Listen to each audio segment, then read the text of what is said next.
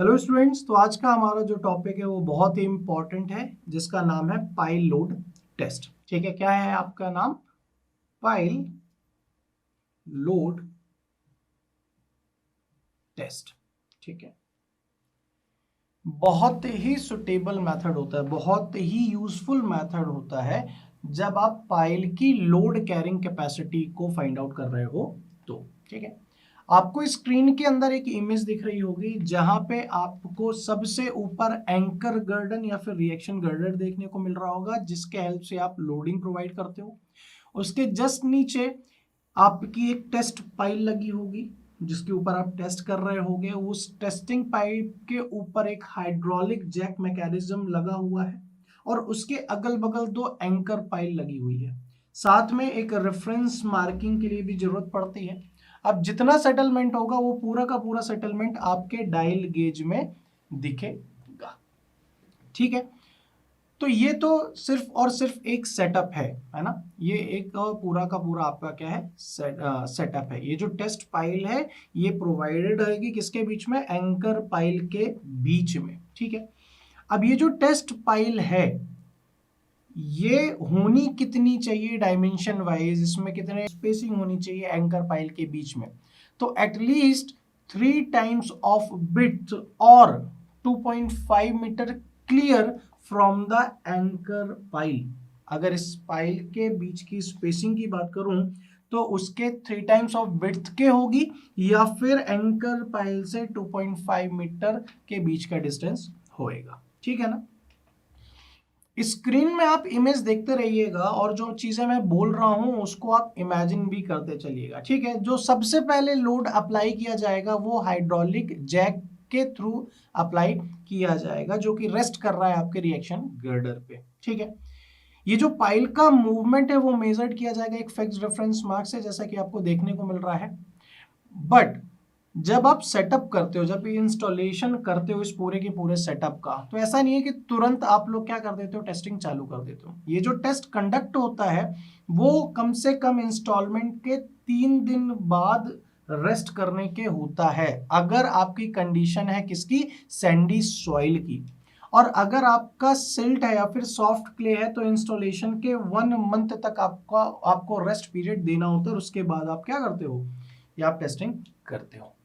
ठीक है, अब ये जो लोड आप अप्लाई कर रहे हो उस लोड को किस तरीके से अप्लाई करोगे, उसको आप इक्वल इंक्रीमेंट में प्रोवाइड करोगे, जो कि आपका एस्टिमेटेड अलाउएबल लोड है ना उसका 1/5 आप प्रोवाइड करते हो। ठीक, जिस तरीके से प्लेट लोड टेस्ट में 3 डायल गेजेस होते थे, यहां पे भी आप सेटलमेंट को 3 डायल गेजेस के हेल्प से फाइंड आउट करोगे। ठीक है, हर स्टेज ऑफ लोडिंग के अंदर आपको जो रेट ऑफ मूवमेंट है पाइल टॉप की वो मेंटेन करनी होगी।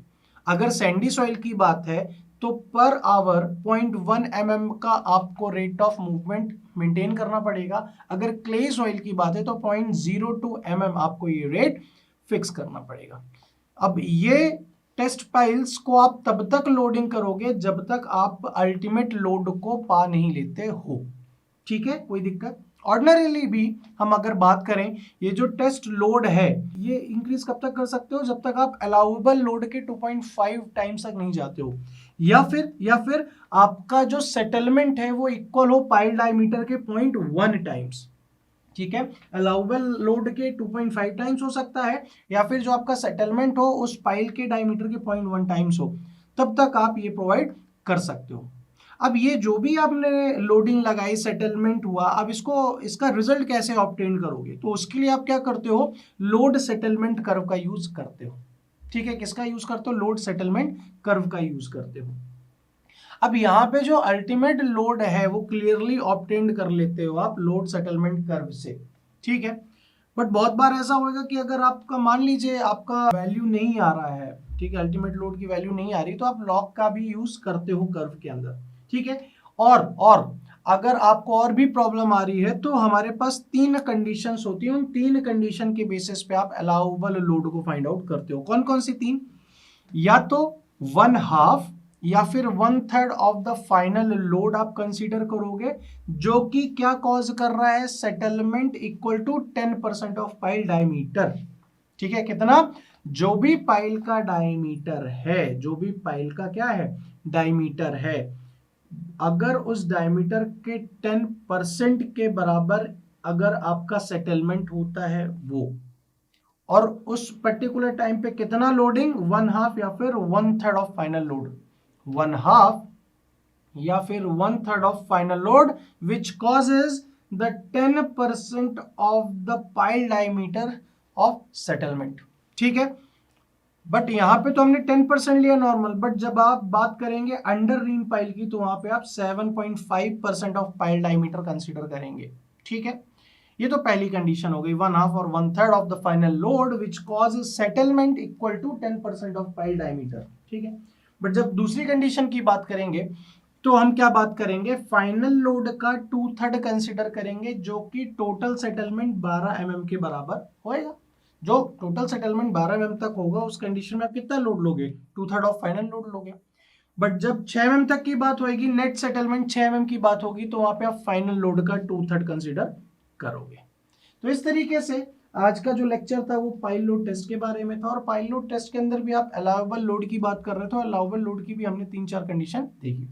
तो आज के लिए इतना ही, थैंक यू वेरी मच।